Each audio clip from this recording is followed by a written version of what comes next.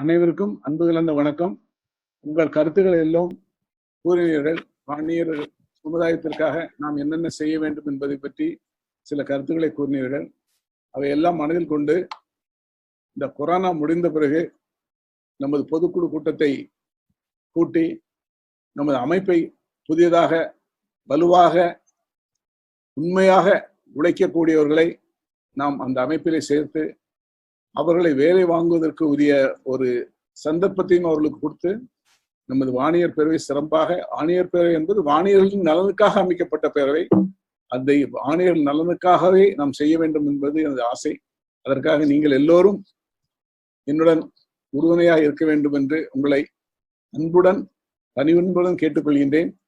நம் வாணியர்கள் கண்டிப்பாக ஜெயிப்போம், மிகவும் ஒரு பெரிய உன்னத நிலைமை தமிழகத்தில் அடைவோம் என்பதை நான் உங்களுக்கு இந்த இடத்தில் கூறிக்கொள்ள ஆசைப்படுகின்றேன். அது மட்டுமல்லாமல் ஒரு சின்ன வருத்தத்தை மட்டும் நான் உங்களுக்கு இந்த மீட்டிங் மூலமாக தெரிவித்துக் கொள்ள விரும்புகின்றேன். நாம் ஒரு IAS அகாடமி என்று ஒன்று ஆரம்பித்தோம். அது ஆரம்பிக்கும் பொழுது யாரிடமிருந்தும் நாம் பணம் எதிர்பார்க்கவும் இல்லை, பணம் கேட்கவும் இல்லை. அதை ஆரம்பிப்பதற்காக மதிப்புக்குரிய ராஜாராமன் அவர்கள் உறுதுணையாக இருந்தார், அதில் எந்த விதமான சந்தேகமும் இல்லை. ஆனால் இப்பொழுது சில தவறான கருத்துக்களை அவர் பரப்பி கொண்டிருப்பது மன வேதனையாக இருக்கின்றது. அப்பொழுது என்ன பேசினோம் என்றால் எங்களுக்குள் பேசிக்கொண்டதை உங்களுக்கு சொல்ல விரும்புகின்றேன். நான் தனிப்பட்ட முறையில் தான் பணம் கொடுப்பேன், நான் யாரும் பணம் கேட்க மாட்டேன் என்று முதலிலே கூறிவிட்டேன். 20 லட்சம் ரூபாய் இந்த வருடத்துக்கு நீங்கள் கொடுத்து விடுங்கள். நான் என்ன சொன்னேன், 20 லட்சம் நான் கொடுத்து விடுகின்றேன். 10 பேரோ 15 பேரோ ஆனாலும் பரவாயில்லை, ஆனால் வெற்றி கிடைக்க வேண்டும். படிப்பவர்கள் அதில் ஜெயித்து வந்தால்தான் பிரயோஜனம். அதுக்கு தக்க பண்ணுங்கள்ல நாங்க பாத்துக்கிறோம் அப்படின்னு சொன்னாரு. 52 பேரை சேர்த்திருக்குன்னு சொன்னாரு. 20 லட்சம் ரூபாய்க்கு நாங்க முடிச்சுக்கிறோம். 13 பேருக்கு ஹாஸ்டல், ஃப்ரீ ஹாஸ்டல், ஒரு ஆளுக்கு 5000 ரூபாய், அதுக்கான வருஷத்துக்கு 7.5 லட்சம் ரூபாய், போக 13 லட்சம் ரூபாய் எஜுகேஷனுக்கு. எல்லாரும் 1 லட்சம் தான் வச்சிருக்காரு, வச்சு பண்றாங்க, செய்யறாங்க.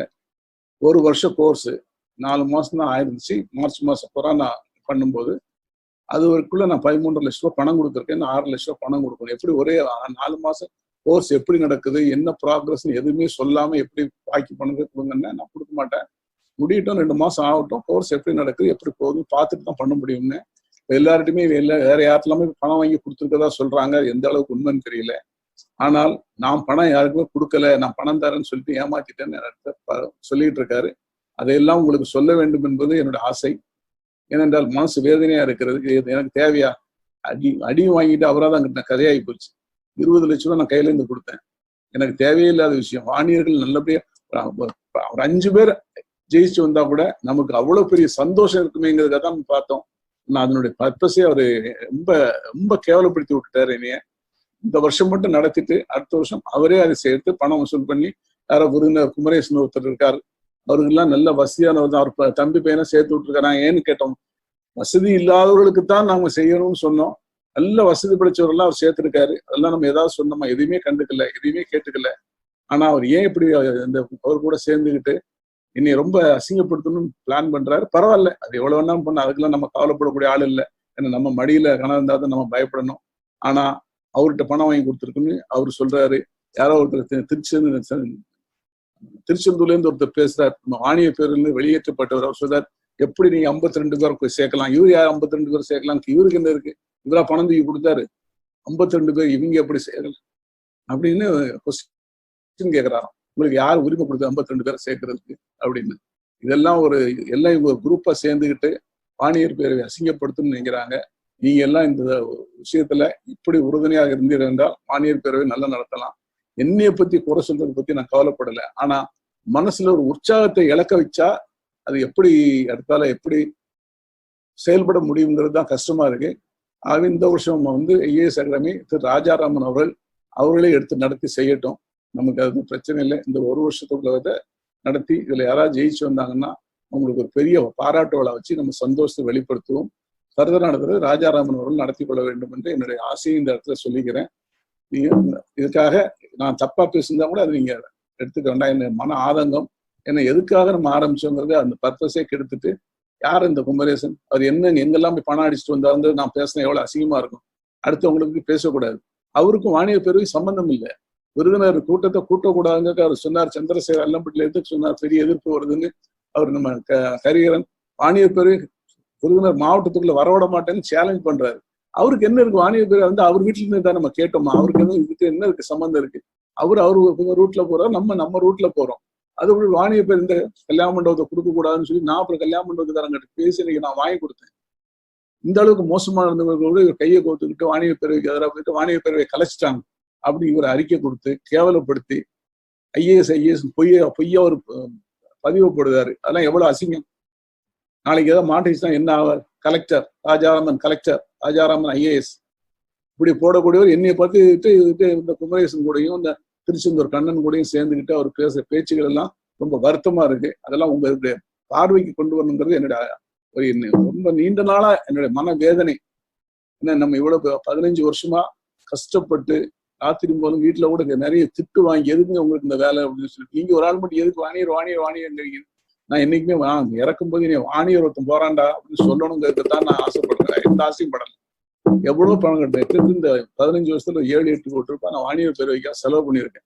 இந்த பணத்தை வச்சு நான் நீங்க ஒரு ப்ராப்பர்ட்டி எதுவும் வாங்கினா நீங்க ரொம்ப ஒர்த்தா இருக்கும். வீட்டுல எல்லாம் நீங்க ரொம்ப சந்தோஷப்பட்டிருப்பாங்க. அதெல்லாம் கெடுத்து இப்படி பேசுறாரு. தமிழ் போடுற ஈகோவை பத்தி இவருக்கு தெரியுமா? ஈகோவை பத்தி ஈகோனா என்னன்னு தெரியுமா? யாரும் முன்னாடி போறியா ஏன் போங்க, யாரும் முன்னாடி என்னைக்கு யாரும் முன்னாடி போனீங்க நான் வேண்டான்னு சொல்றதுக்கு?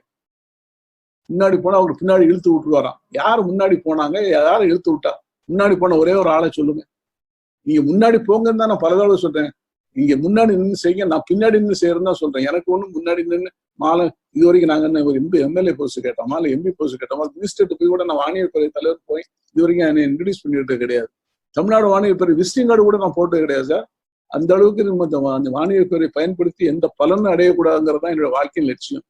ஆனா இவ்வளவு கேவலமா அந்த தமிழ் உரிமை போடுறாரு ஈகோவை பத்தி. நல்ல நீங்க எவ்வளவு படிச்சு பாருங்க, உண்மையா போய் எவ்வளவு மன வேதனையா இருந்திருக்கும். ராஜாராம் நீங்க தூக்கி வைங்க சார், நான் வேண்டாம்னு சொல்லுதான் ராஜாராம் வச்சு பண்ணுங்க. யாருமே உங்களை யாருக்கு நிறுத்தினாங்களா? ராஜாராம் வாணியர் பேர் அன்னைக்கு கலைச்சிட்டு சொன்னாரு. அன்னைக்கே நான் ஒருத்தர் சொன்னேன், இது நமக்கு சரியா வராதுங்க, உங்களுக்கு நம்புவோம். எப்படி நீங்க இந்த வாணியர் பேரை கலைக்கப்பட்டதுன்னு சொன்னீங்களோ அதுக்கப்புறம் உங்கள்கிட்ட பேசுறதுக்கு என்ன இருக்கு? எனக்கு நிறுத்திக்கிட்டேன். 2-3 பேரை கொண்டு விட்டு எனக்கு பேச சொன்னார். வேண்டாம் மனசு பிடிக்கலன்னா அதுக்கு அது சரியா வராது. அவர் ரூட்ல போட்டோம், நான் என் ரூட்ல போறேன். என்னால முடிஞ்ச அளவுக்கு எனக்கு வாணியத்தை செய்வேன். எனக்கு அதை பத்தி யாரை பத்தியும் கவலை இல்லை. அதுக்காக உங்களுக்கு பின்னாடி நீங்க இந்த ரெட்டை வேஷம் போட்டுக்கிட்டு குமரேசன் ஒரு பக்கம் போட்டுக்கிட்டு இந்த திருச்செந்தூர் கண்ணனை கூப்பிட்டு வச்சுக்கிட்டு அதுக்கப்புறம் அங்க தென்னிந்திய வாணிய சங்கத்தில் போய் 100 வருஷம் ஆண்டோட நடத்த போறோம்னு நினைச்சோம். தாராளம் நடத்துங்க, யாரும் வேண்டான்னா நல்லா நடத்துங்க. 100வது ஆண்டு இருந்தது நமக்கு தானே பெருமை.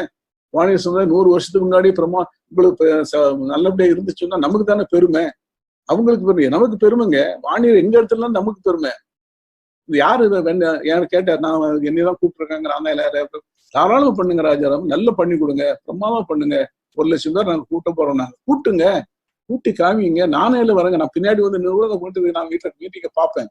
எனக்கு சந்தோஷம். 1 லட்சம் வாணியர் ஒரு இடத்துல கூட்டியிருக்காங்கன்னா உங்களோட சந்தோஷப்படுறது நான் தான். எனக்கு என்ன இருக்கு வாணிக்கு ஒண்ணு? ஏன்னா என் வீட்டு சொத்தா போகும்போது எதுக்கு இந்த மாதிரி நடந்துகிட்டு இருக்காருன்னு புரியல. இருந்தாலும் தப்பாக பேசியிருந்தா இது பண்ணிக்கிங்க. நாம் மீண்டும் கூடிய விரைவில் ஒன்று கூடி வாணியர் பேரவை வாணியர்களுக்காக மிக சிறப்பாக செயல்படும் என்பதை இந்த இடத்தில் உறுதியாக கூறிக்கொள்கின்றேன். நன்றி, வணக்கம்.